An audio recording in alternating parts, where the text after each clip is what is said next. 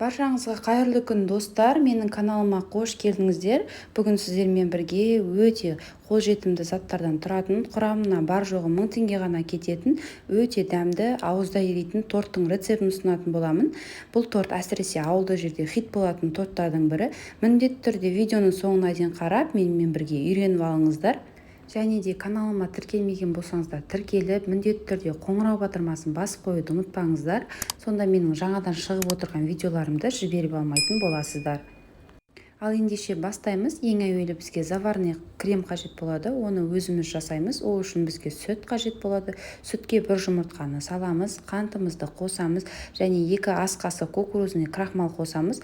Кукурузный крахмал болмаған жағдайда ұн қоссаңыздар болады. Дәмі әдемі болу үшін ванилин қосамыз.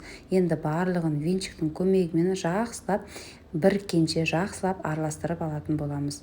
Араластырып болғаннан кейін орташа отқа ыдысымызды қойып, міндетті түрде тоқтаусыз араластыра отырамыз. Осылай міндетті түрде араластырыңыздар, әйтпесе бірігіп асты жабыс қалуы мүмкін.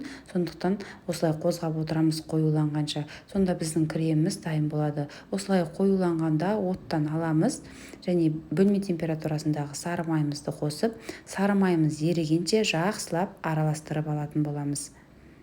Мінеки достар, осымен біздің креміміз дайын болды. Өте дәмді, өте керемет крем болады. Енді осы күйінде суытамыз, әрі бетін жауып, жылы салқын жерге қалдыратын боламыз. Ал оған дейін біз жаңағы корждарымызды дайындайтын боламыз. Коржды дайындау үшін бізге 2 жұмыртқа қажет болады. Жұмыртқаға қантымызды қосамыз. Қантымыздың жарты бөлігін қосамыз. Енді миксердің көмегімен жақсылап әппақ болып ұлғайғанша араластырамыз. Біраз араластырып болғаннан кейін қанттың екінші жартысын қосып, тағы да араластыратын боламыз. Біздің қантымыз бен жұмыртқамыз еріп, осылай әппақ болып 2 есе ұлғаяды.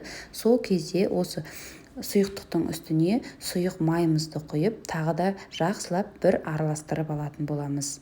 Мінеки достар, бізде осындай сұйықтық пайда болды. Енді осы сұйықтықтың үстіне ұнымызды алдын ала електен өткізіп аламыз. Үстіне разрыхитель қосып араластырып, ұнымызды саламыз. Алғашында осылай қасықтың көмегімен араластырамыз. Кейіннен қолымызбен араластырып, жұмсақ қылып қамыр илейтін боламыз. Достар, құрамындағы заттарын описание бөліміне қалдырамын. Төменнен қарасаңыздар болады. Бізге қолға жабысатын жұмсақ қамырымыз пайда болды. Енді осы қамырды теңдей етіп 4-ке немесе 5 бөлікке бөліп алатынбыз. Біреуін сәл кішірек қыламын. Енді осы домалақ қылған қамырларымызды осындай формада алдын ала сары майымызды міндетті түрде жағыңыздар, әйтпесе жабыс қалуы мүмкін. Сары майды жағып, осылай қолдың көмегімен жайып шығатын боламыз. Барынша жұқа қылып жаямыз және вилканың көмегімен осылай тесіп шығамыз.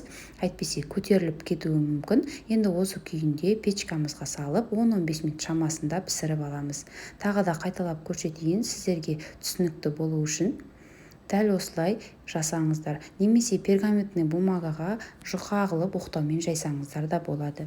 Мінеки біздің корждарымыз дайын болды. Қатты болды деп ойламаңыздар. Крем жаққан кезде креміңіз сіңіп жұмсаратын болады. Менде осындай 4 корж болды және біреуін жартылай қылып кішірек қылып жасап алдым бетін сәндеу үшін. Достар, мінеки біздің тортымызды құрастыратын боламыз. Ешқандай кальцоны да қажет етпейді. Дәл осылай қойып, корждарымызды арасына 3-4 ас қасықтан кремімізді жаға отырып, тортымызды құрастыратын боламыз. Достар, менің каналымда түрлі тағамдардың, түрлі тәттілердің рецептісі бар. Каналыма тіркелмеген болсаңыздар тіркеліп, қазақша контентті қолдауды ұмытпаңыздар. Ал енді барлығын құрастырып болғаннан кейін тортымызды сәндейтін боламыз. Мен осылай кремді жағып және шоколадпен дәл видеодағыдай сәндедім.